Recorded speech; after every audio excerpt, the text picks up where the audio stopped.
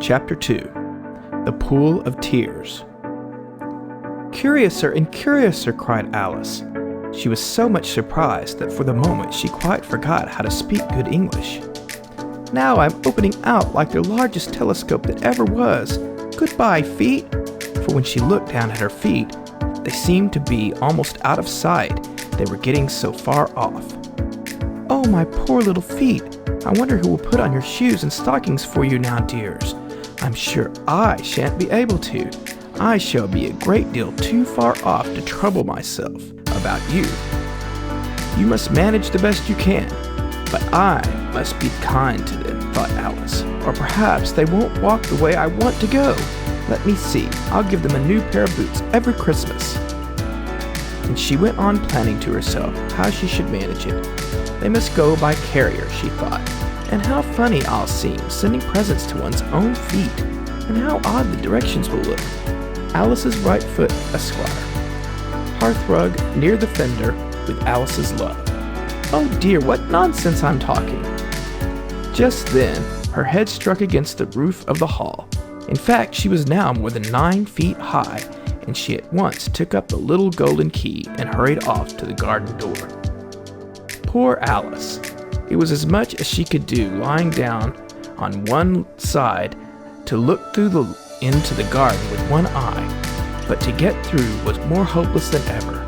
She sat down and began to cry again. "You ought to be ashamed of yourself," said Alice.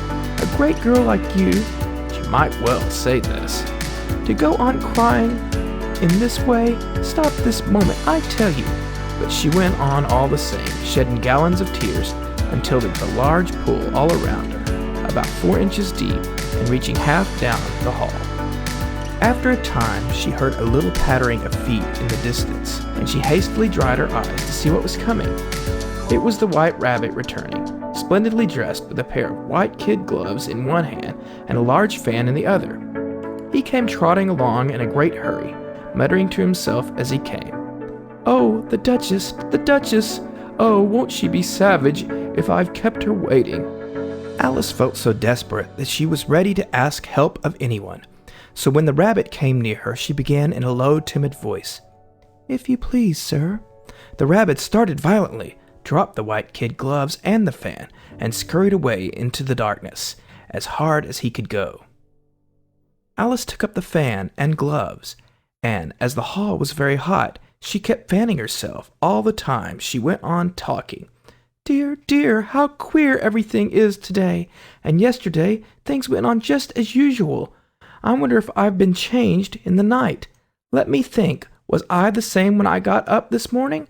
I almost think I can remember feeling a little different, but if I'm not the same, the next question is, who in the world am I? Ah, that's the great puzzle." And she began thinking over all the children that she knew that were of the same age as herself, to see if she could have been changed for any of them. "I'm sure I'm not Ada," she said, "for her hair goes in such long ringlets, and mine doesn't go in ringlets at all. And I'm sure I can't be Mabel, for I know all sorts of things. And she knows such a very little. Besides, she, and I'm I. And oh dear, how puzzling it all is. I'll try if I know all the things I used to know. Let me see, 4 times 5 is 12, and 4 times 6 is 13, and 4 times 7 is... Oh dear! I shall never get to 20 at that rate. However, the multiplication table doesn't signify. Let's try geography. London is the capital of Paris, and Paris is the capital of Rome, and Rome... No, that's all wrong, I'm certain. I must have been changed for Mabel. I'll try and say, how doth the little... And she crossed her hands on her lap as if she were saying lessons, and began to repeat it. But her voice sounded hoarse and strange, and the words did not come the same as they used to. How doth the little crocodile improve his shining tail, and pour the waters of the Nile on every golden scale? How cheerfully he seems to grin, how neatly spread his claws, and welcome little fishes in with gently smiling jaws. I'm sure those are not the right words, said poor Alice, and her eyes filled with tears again as she went on. I must be Mabel after all, and I shall have to go and live in that poky little house, and have next to no toys to play with, and oh, ever so many lessons to learn. No, I've made up my mind about it. If I'm Mabel, I'll stay down here. It'll be no use their putting their heads down and saying, 'Come up again, dear.' I shall only look up and say, 'Who am I then? Tell me that first, and then, if I like being that person, I'll come up. If not, I'll stay down here till I'm somebody else.' But oh dear," cried Alice, with a sudden burst of tears, "I do wish they would put their heads down. I am so very tired of being all alone here." As she said this, she looked down at her hands, and was surprised to see that she had put on one of the rabbit's little white kid gloves while she was talking. "How can I have done that?" she thought. "I must be growing small again." She got up and went to the table to measure herself by it, and found that, as nearly as she could guess, she was now about 2 feet high, and was going on shrinking rapidly. She soon found out that the cause of this was the fan that she was holding, and she dropped it hastily, just in time to avoid shrinking away altogether. "That was a narrow escape," said Alice, a good deal frightened at the sudden change, but very glad to find herself still in existence. "And now for the garden," and she ran with all speed back to the little door. But alas, the door was shut again, and the little golden key was lying on the glass table as before. "And things are worse than ever," thought the poor child, "for I never was so small as this before, never, and I declare it's too bad that it is." As she said these words, her foot slipped, and in another moment, splash, she was up to her chin in salt water. Her first idea was that she had somehow fallen into the sea. "And in that case I can go back by railway," she said to herself. Alice had been to the seaside once in her life, and had come to the general conclusion that wherever you go on the English coast, you find a number of bathing machines in the sea, some children digging in the sand with wooden spades, then a row of lodging houses, and behind them a railway station. However, she soon made out that she was in a pool of tears, which she had wept when she was 9 feet high. "I wish I hadn't cried so much," said Alice, as she swam about, trying to find her way out. "I shall be punished for it now, I suppose, by being drowned in my own tears. That will be a queer thing, to be sure. However, everything is queer today." Just then she heard something splash about in the pool a little way off, and she swam nearer to make out what it was. At first she thought it must be a walrus or hippopotamus, but then she remembered how small she was now, and she soon made out that it was only a mouse that had slipped in like herself.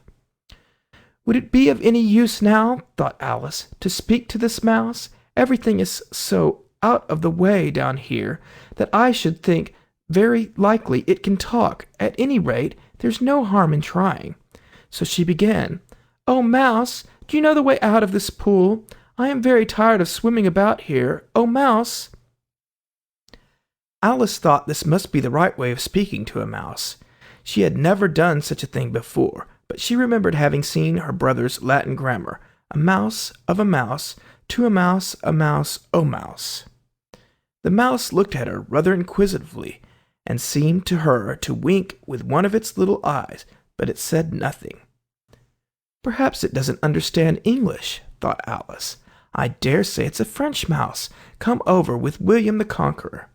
With all her knowledge of history, Alice had no clear notion how long ago anything had happened. So she began again, "Où est mon chat?" which was the first sentence in her French lesson book. The mouse gave a sudden leap out of the water, and seemed to quiver all over with fright. "Oh, I beg your pardon," cried Alice hastily, afraid that she had hurt the poor animal's feelings. "I quite forgot you don't like cats." "Not like cats?" cried the mouse in a shrill, passionate voice. "Would you like cats if you were me?" "Well, perhaps not," said Alice in a soothing tone. "Don't be angry about it. And yet I wish I could show you our cat, Dinah. I think you'd take a fancy to cats if you could only see her. She's such a dear, quiet thing," Alice went on half to herself, as she swam lazily about in the pool. and she sits purring so nicely by the fire, licking her paws and washing her face, and she is such a nice soft thing to nurse, and she's such a capital one for catching mice. Oh, I beg your pardon, cried Alice again, for this time the mouse was bristling all over, and she felt certain it must be really offended. We won't talk about her any more, if you'd rather not. We, indeed, cried the mouse, who was trembling down to the end of his tail. As if I would talk on such a subject. Our family always hated cats. Nasty, low, vulgar things. Don't let me hear the name again. I won't indeed, said Alice, in a great hurry to change the subject of conversation. And you, are you fond of dogs? The mouse did not answer, so Alice went on eagerly. There is such a nice little dog near our house I should like to show you. A little bright-eyed terrier, you know, with, such long curly brown hair, and it'll fetch things when you throw them, and it'll sit up and beg for its dinner, and all sorts of things. I can't remember half of them, and it belongs to a farmer, you know, and he says it's so useful, it's worth £100. He says it kills all the rats and— "Oh, dear!" cried Alice in a sorrowful tone. "I'm afraid I've offended again." For the mouse was swimming away from her as hard as it could go, and making quite a commotion in the pool as it went. So she called softly after it, "Mouse dear, do come back again, and I won't talk about cats, or dogs either, if you don't like them." When the mouse heard this, it turned round and swam slowly back to her. Its face was quite pale, with passion, Alice thought, and it said in a low, trembling voice, "Let us get to the shore, and then I'll tell you my history, and you'll understand why it is that I hate cats and dogs." It was high time to go, for the pool was getting quite crowded with birds and animals that had fallen into it. There was a duck and a dodo, a lory and an eaglet, and several other curious creatures. Alice led the way, and the whole party swam to the shore. End of chapter 2.